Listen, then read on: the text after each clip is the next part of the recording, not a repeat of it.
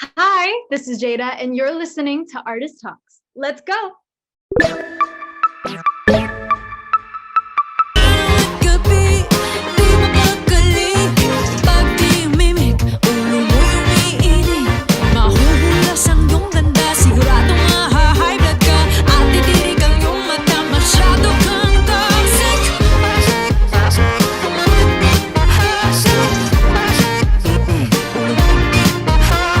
Well, nakabalik na po ako dito sa Pilipinas for some projects that I'm doing here and endorsement shoots and stuff like that. Pero sa US po, I'm just fresh off of the first leg po of my US tour, the Revelation US concert tour with my parents po sa California po, sa Bay Area and sa Los Angeles. Pero later in the year, itutuloy po namin yung tour po sa Amerika.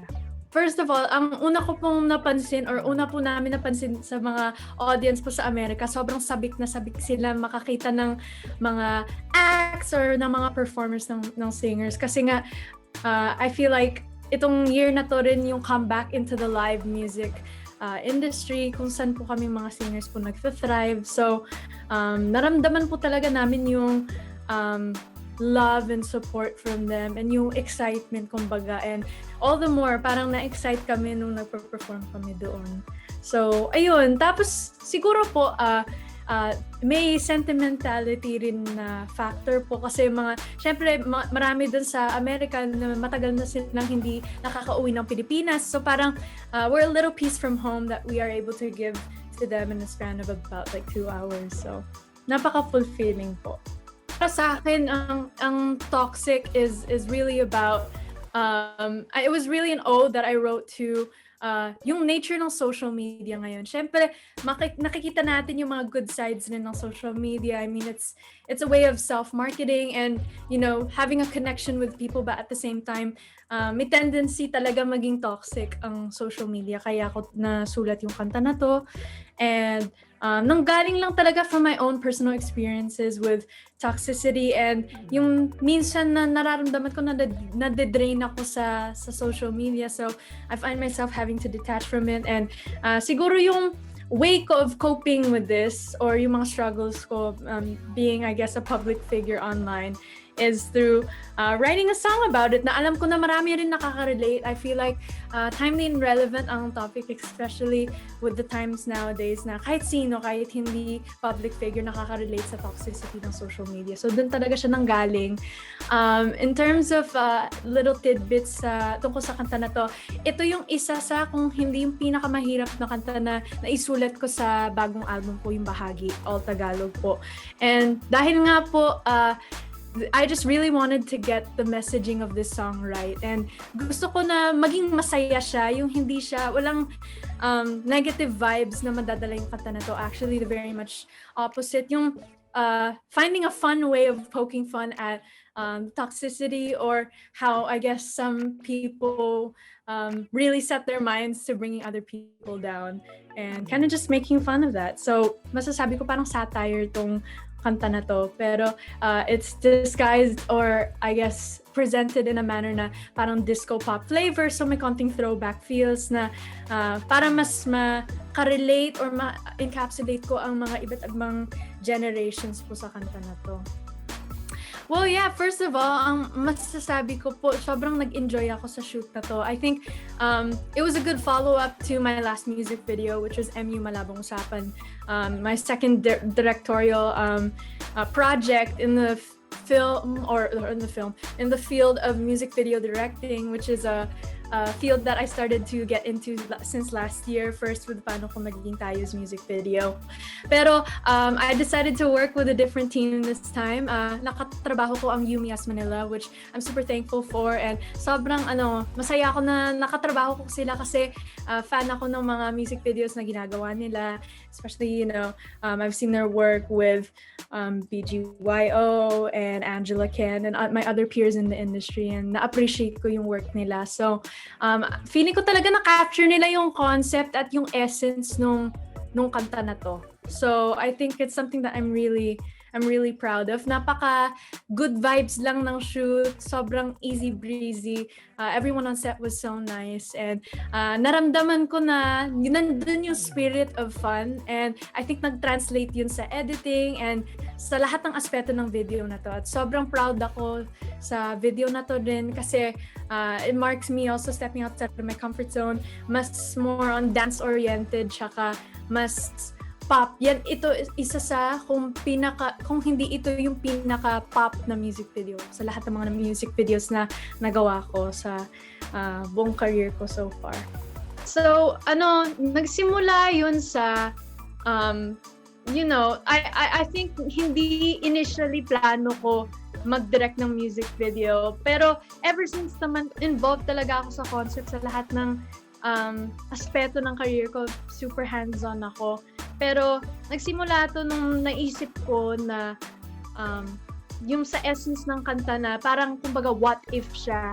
Tapos biglang naisip ko yung idea na itong mga what if na to with somebody na hindi naging kayo, parang ang lahat ng mga thoughts na yun na pumapasok sa isip mo, para siyang pelikula na nabubuo sa isip mo. And dun talaga nag-stem yung idea na parang this whole what if of a movie of a what if of what could have been with the person that you love, or somebody that you love na hindi natuloy, or pag-ibig na hindi sinusuklian, that sort of thing. So, doon nagsimula. Tapos, si Roxy Dikigan ng Star Music actually, ang nag-encourage sa akin na mag-direct ng music video kasi present ko yung concept sa isang corporate meeting or just meeting with the team. Tapos, sinabi niya, alam mo, Jayda, and I'm really thankful to Tito Roxy Dikigan kasi isa siya sa pinakaunang taong naniwala sa akin dito, and sa kakayahan ko and sa vision ko, and he's always giving me the creative freedom to do so. Tapos siya nag-encourage sa akin na ano kaya ikaw mag-direct ng sarili mong music video. Tapos ayun, nagsimula na dumaan ako sa tamang proseso na naranasan ko yung sa pagiging director na yung pag-aayos ng mga logistics and yung paggagawa ng shot list and stuff like that, and in hiring my co-actor Reese Miguel. And when we had him for the music video and asked him to be part of it, I went through Rise Artist Studio, who then became my management now. So, ayun po. In terms of my style, it's very detailed, I would say. Talagang medyo micromanaging ako in a way when it comes to directing. Yung kumbaga parang hinihimay ko po yung bawat shot.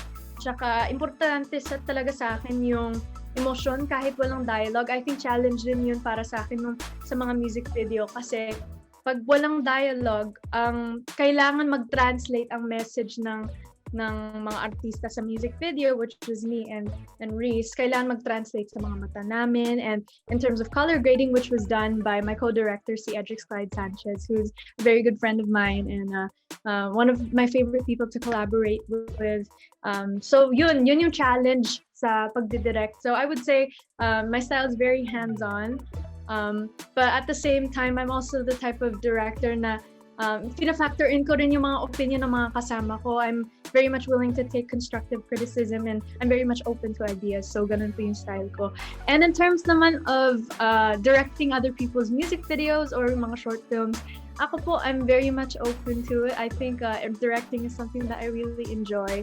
And isa po sa mga field po, bukod po sa music and sa acting and just entertainment, na gusto kong mas mahasa pa at mapasukan ko rin talaga ng I think to pursue rather. Ako po, in terms of directing, I'm really much in terms of internationally, mahilig po talaga ako sa mga romance films. I think I as a director, yung style ko rin, I'm very much story-based as well. I think that's where my strength lies in. Kasi nga, dahil po, before anything else, I'm a songwriter and a writer, so yung isip ko, mas pumupunta dun sa pagiging descriptive. So I would say yung mga movies like La La Land, which was directed by Damien Chazelle, and movies like what else? The Fault in Our Stars, To All the Boys I've Loved Before, with sort of mga teen rom-com or coming-of-age films sa Amerika. Yun po yung mga inspiration ko sa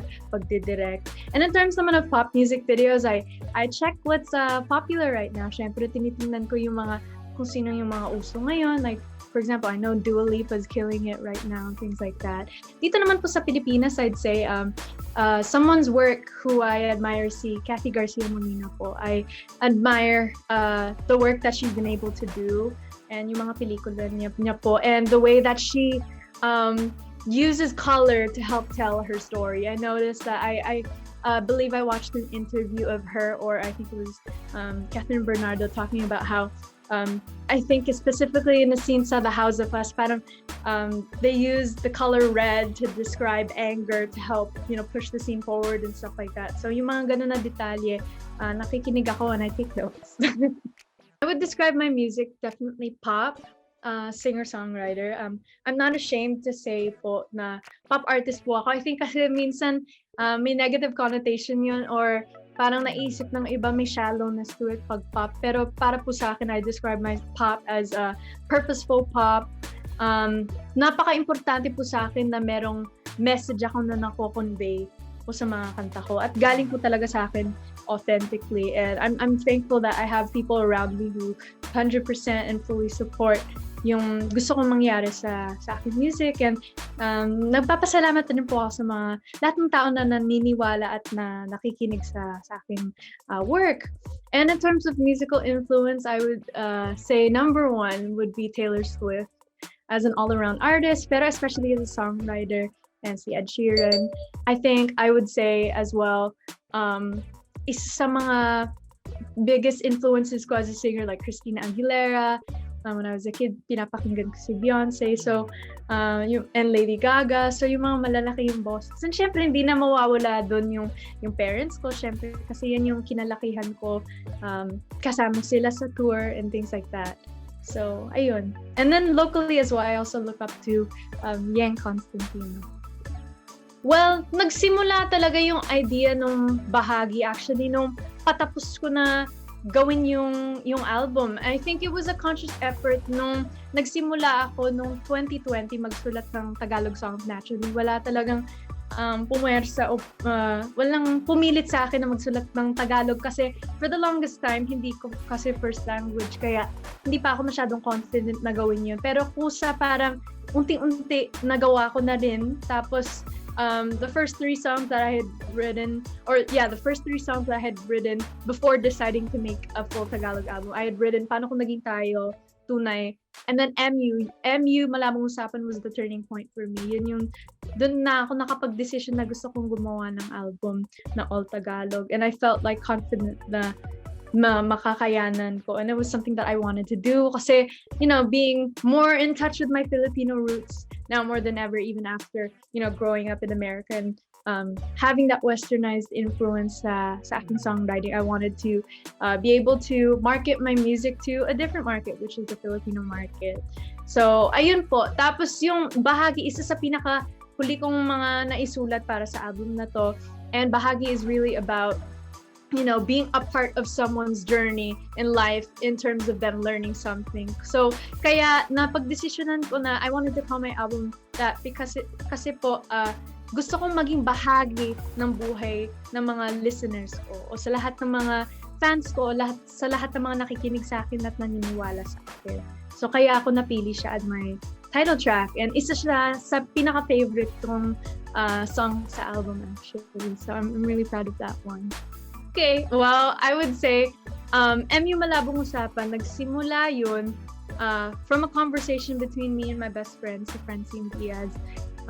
Nagchichikahan kami, alam nyo na girl talk. Tapos pinapag-usapan namin yun na kung ano yung mga gusto at ayaw namin sa isang relasyon. And doon ko nabanggit, parang biro-biro lang, sinasabi ko na alam mo, yung mga MU, kasi pinag-usapan namin yung mga MU, di ba, mutual understanding. Yun, sabi ko, there's nothing mutual about it. Sabi ko, yung ang MU, hindi mutual understanding, malabong usapan yun. Tapos doon napaisip ako, sabi ko, actually, magandang konsepto yun sa isang kanta.